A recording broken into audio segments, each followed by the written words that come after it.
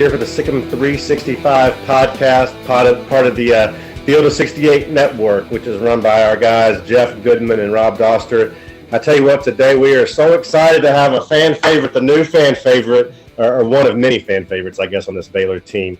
Mark Paterson joining us. Mark is a walk-on who joined the team this season, has already, created many memorable storylines and moments for some various things that have happened in the game, in various games. Mark, first of all, thanks for joining us. I think the initial natural question the Bear fans want to know is just kind of, how did you end up on the team? Can you just kind of go through your journey a little bit and tell us how you were discovered? Yeah, so it was a pretty long story. So I'll get started from the beginning. Yeah, the first thing I'll just say is God was so clear in this on what happened, and so I got to give all the credit to him. But this kind of first what happened. So I transferred to Baylor after my sophomore year. I was at St. Edward's University in Austin, and I didn't really have the intentions to walk on. That wasn't something I initially desired, but I'd actually played basketball with King back in 5th or 6th grade, and King was on the team. So I reached out to King my first week and said, hey, if the guys are ever, need an extra guy for a pickup game or whatever that looks like, I'd love to join. I think walking on would be a cool opportunity. And so that's kind of how I initially reached out. I also sent an email to the whole coaching staff. Didn't hear back, but then right when I got into Baylor, I joined a fraternity, and so just kind of got distracted with that, and I hadn't heard back from King or the coaches, so I just kind of went on my way. Yeah. And then that first fall semester, Jake Lindsay one afternoon was playing basketball at the rec center, so I met Jake. And again, told him I'd love to walk onto the team, just to invite me to a pickup game, ever if they needed one. And it's a pretty funny story. So I was running for a position in my fraternity, and the voting for it. Yeah, what's up? Go ahead. KOT, yeah. Yeah, KOT. And the voting was that night, and an hour before the voting, Jake sent me a text and said, we have an extra guy. Or we need an extra guy. And so I sat there and was I've spent a lot of time thinking about this position I wanted, but I was like, no, it's not worth it. So I didn't show up to the voting, went and played basketball.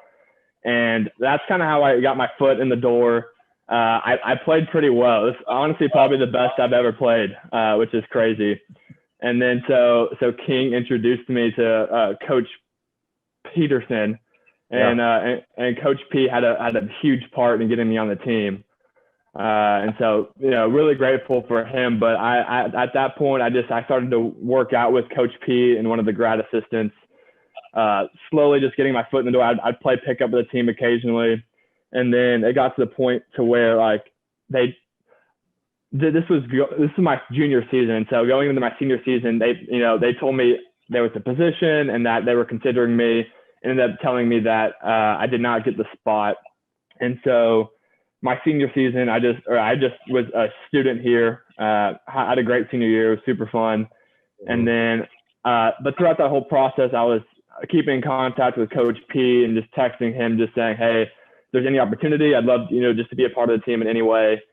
And then in the spring when Corona started, he kind of just told me, I don't have an answer for you for next year, because I told him I'd come back for a grad year if I could make the team. And so throughout the spring and the entire summer, I really didn't hear anything.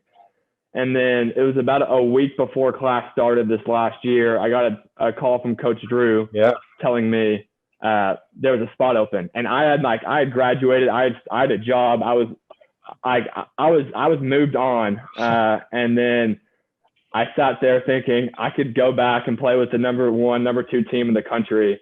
I was like, that's just looking back 30 years from now, I'm gonna kick myself if I said no. So that's the short version of the story. But that's how it happened.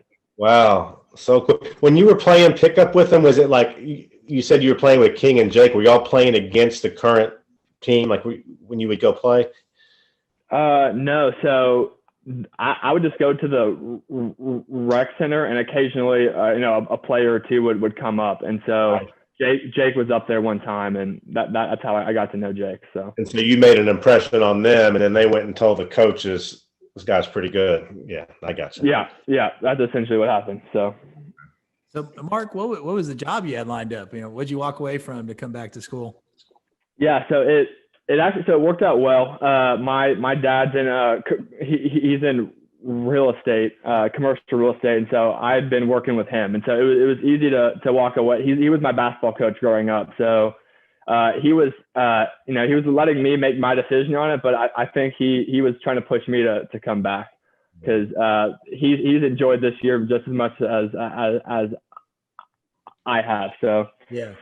Now I've heard through the grapevine that you were dishing out, quite a few L's to other fraternities, and you were dominating intramurals. So I want to hear more about that. Like now you have a twin also. Was your twin at Baylor with you? Yeah. So it's funny you bring that up. So both my twin and I, we're as close as it gets. We played basketball together since we were 3 years old. And so we both went to St. Edward's University. We both transferred here. So yeah, I mean, he's just as good as a player as I am. And like, it's the way he's honestly handled this is super mature of him, because he would love to be in this position, but he's nothing but happy for me, which is super cool. But in terms of, playing basketball against other fraternities, it was me, my twin brother, and there was another guy who probably could have played Division I basketball, and like 2 other probably D2, D3 level basketball players. So as a fraternity, we were really good. And so that was a ton of fun. Did you win it all? Did you win the fraternity intramural championships? So we were up 2 at halftime, because I won't go into detail, but we weren't playing great. The other team was playing phenomenal. Yeah. And I think we started off the second half on a 25-2 run, and so after that, we cruised through the rest of the game. So, yeah. I don't think people realize, like, because I was in a fraternity at Baylor too, Delta Tau Delta. I don't think people realize how competitive, especially that A division basketball is, man. There are some good players, some high level players in that. Give us your background in terms of basketball, like as far as where you grew up and high school days and stuff like that. Like, I know you've been playing your whole life. Yeah. So my dad was my basketball coach growing up. Me and my twin brother played all the time. I've got an older brother who's 6 years older. And the 3 of us just competed all the time, from like playing one-on-one to shooting competitions. And so that's what a lot of my dad actually started. Me and my twin brother, we played two grades up, and he thought that would make us more tough, I guess is what he was thinking. And so up until I think my freshman year in high school, I was playing 2 years up. So that kind of prepared me for playing like high school basketball. Yeah.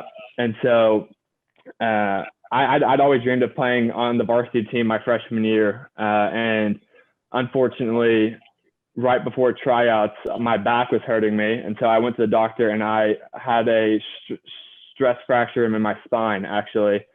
And so that ended up, I was out for about a year and a half with that injury, but came back, played high school ball. My junior year, we lost in state. My senior year, we lost in the state semis.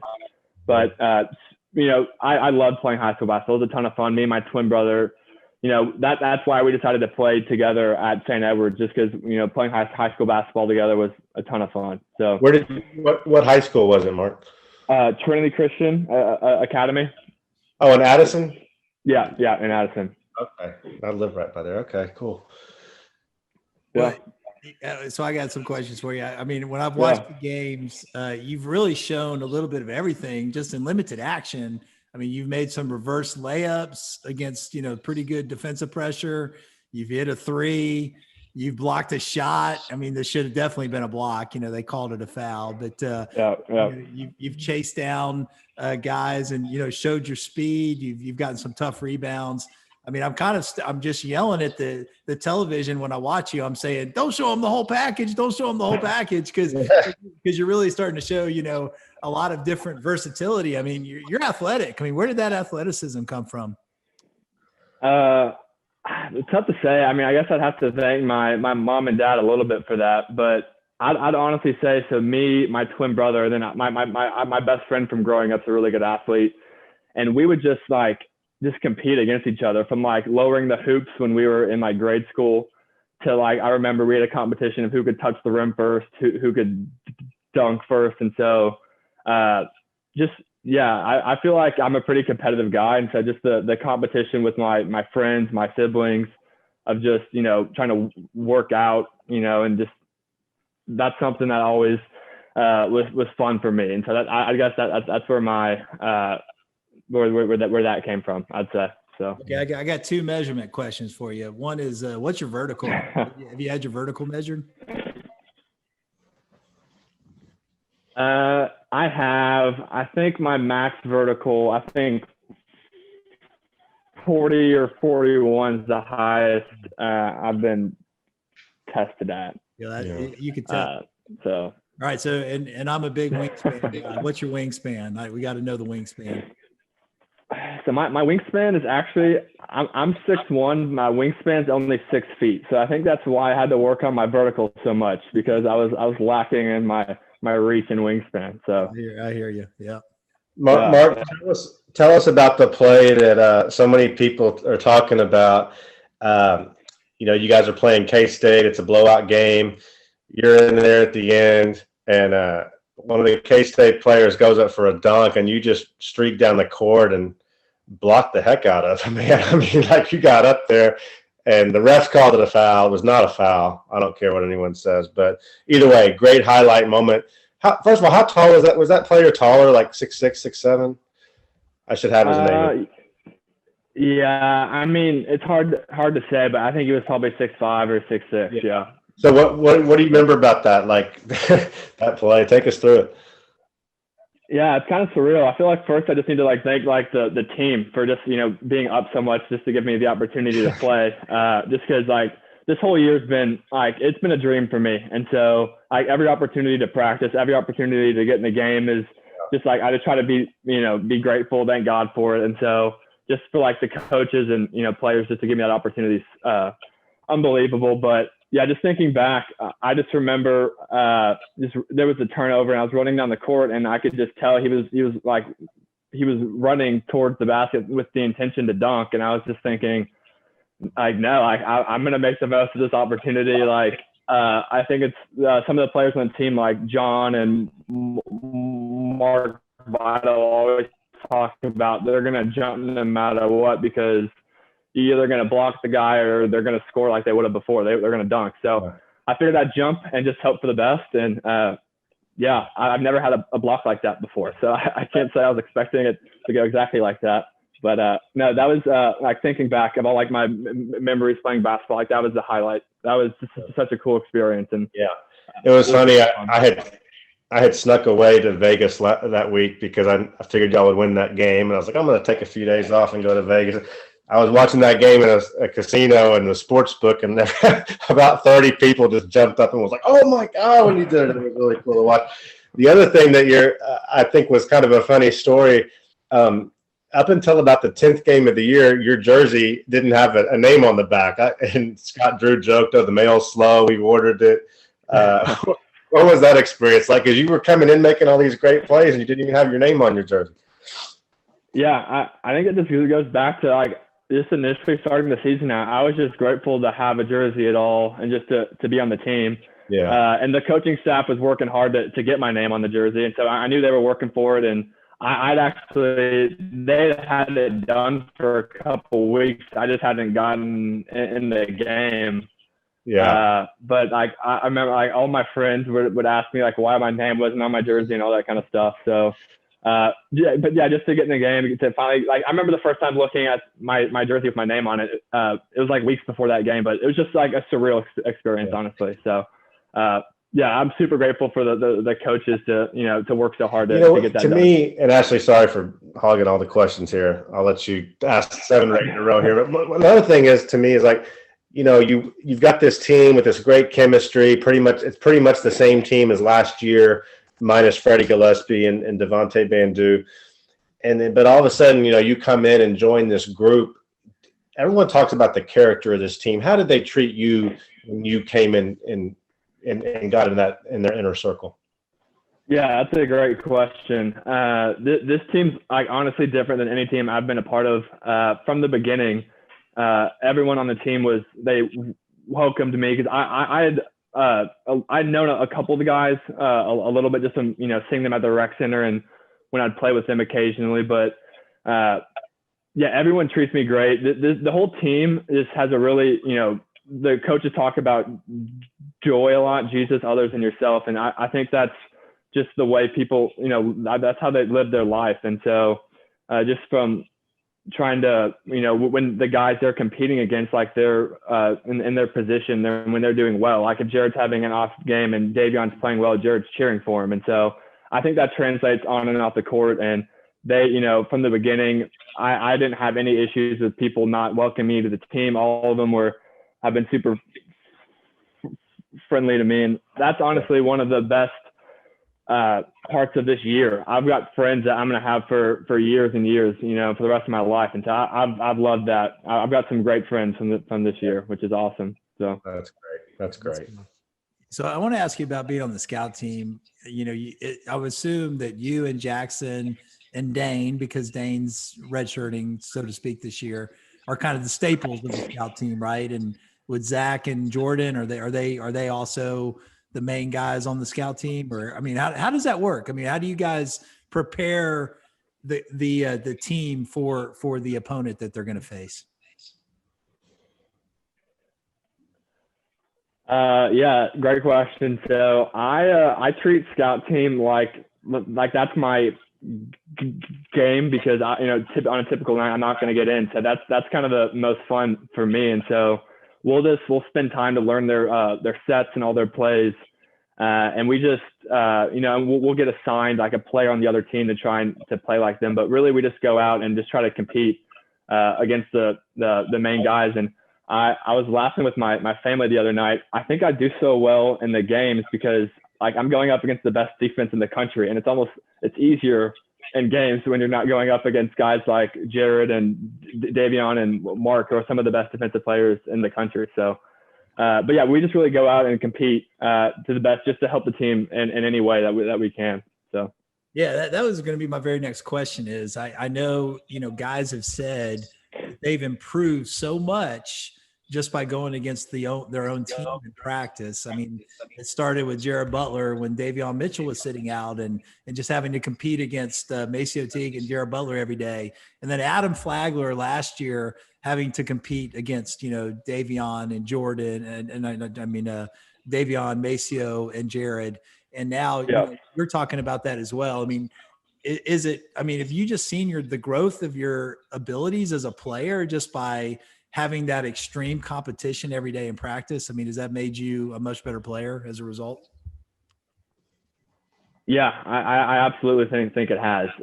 Like I said, this is my ball handling, and with guys like Davion and Mark, like if you don't have the ball on a string, like they're going to take the ball from you. Like they're not going to take it easy on me because I'm a walk-on. Right. And so, I think I've developed my game a lot. I think I'm more confident with the ball. Shooting the ball well, driving the ball. So, I'm excited to go back home and play with older brothers to see to show them what I've learned this year. So you're going to tear everyone up when you go back. Well, I think so, but I'm sure. I mean, my two brothers are pretty competitive, so I feel like they feel like they'd have just as good of a shot as they've had before. So, what are your brothers' names? You've said so many nice things about them. I want to make sure I get their name in there. Their names are Matt and Luke. So, okay.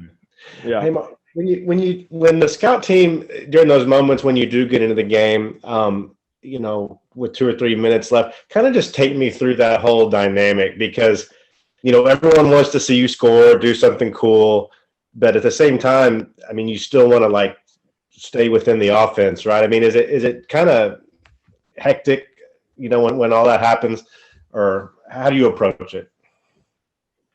Yeah, so it's definitely hectic. I think,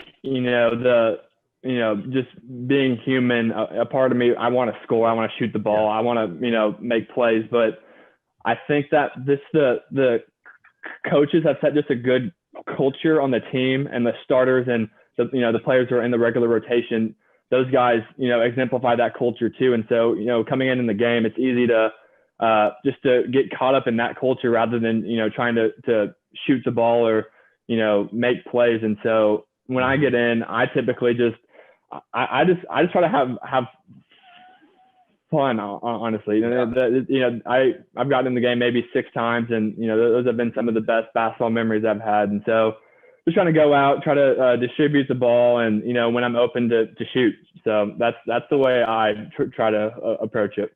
Yeah.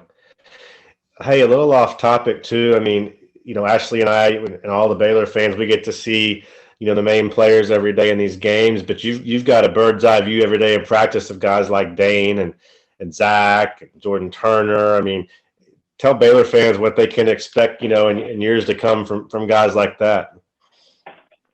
Yeah, I think the guys who aren't necessarily in like the rotation right now, like they're extremely talented guys. And like we've, mentioned before, they're going up against some of the best defenders in the country. And so they're improving in practice like every day and every week. And so I think guys like Dane, Jordan, and Zach are going to be key players for us, in a year or two. And so, and like I've gotten the chance to get to know them well, to play alongside them. And, it's easy for me just to, sometimes just give them the ball and score because they're talented guys. And so, I think if you're a fan, I think these next couple of years are going to be great years. We got some really talented guys. So. Hey, I want to ask you, Mark, why KOT? Why didn't you choose a real fraternity? Like, no, we have a lot of KOTs on our message board, so I had to throw that little dig in. Yeah. Great question. So since I transferred in, just the way the fraternity process went, I had only like a week or two to decide what fraternity I wanted. And a bunch of my guys from my high school, and I worked at Kennecut camps for a couple of years. So a bunch of people I knew were KOTs. And then my older brother's wife's little brother, he was in ATO. And so really narrowed it down to those two. I really like a lot of the ATO guys. I keep up with probably at least like 5 or 10 of them. And so it was a tough choice. I don't think I could have gone wrong, honestly. They're both 2 great clubs. And so, but what it came down to is when I moved in, I was with a high school friend who was a KOT. And so that kind of made the decision